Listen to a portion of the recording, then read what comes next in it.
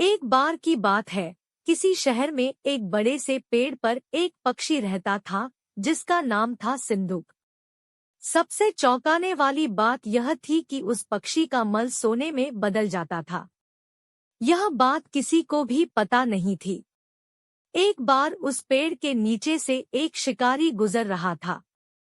शिकारी उस पेड़ के नीचे आराम करने के लिए ठहरा। वो आराम कर ही रहा था कि इतने में सिंधुक पक्षी ने उसके सामने मल त्याग कर दिया। जैसे ही पक्षी का मल जमीन पर पड़ा, वो सोने में बदल गया।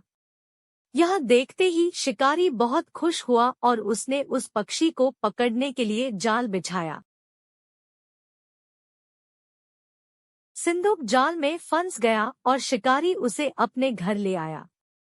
पिंजरे में बंद सिंदूक को देख शिकारी को चिंता सताने लगी कि अगर राजा को इस बारे में पता चला तो वो न सिर्फ सिंदूक को दरबार में पेश करने को कहेंगे बल्कि मुझे भी सजा देंगे। यह सोचकर डर के मारे शिकारी ने खुद ही सिंदूक को राज दरबार में पेश कर राजा को सारी बात बताई।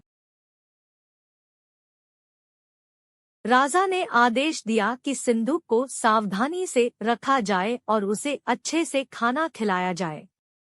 ये सब सुनने के बाद मंत्री ने राजा को कहा, आप इस बेवकूफ शिकारी की बात पर भरोसा मत कीजिए। कभी ऐसा होता है क्या कि कोई पक्षी सोने का मल त्याग करे? इसलिए अच्छा होगा कि इसे आजाद करने का आदेश दें। मंत्री की बात सुनकर राजा ने चिड़िया को आजाद करने का आदेश दिया। सिंधुक उड़ते उड़ते राजा के दरवाजे पर सोने का मल त्याग करके गया। यह देखते ही राजा ने मंत्रियों को उसे पकड़ने का आदेश दिया, लेकिन तब तक वो पक्षी उड़ चुका था। उड़ते उड़ते सिंधुक कह गया, मैं बेवकूफ था जो शिकारी के सामने मल त्याग किया। शिकारी बेवकूफ था जो मुझे राजा के पास ले गया। राजा बेवकूफ था जो मंत्री की बात में आ गया। सभी बेवकूफ एक जगह ही है। कहानी से सीख।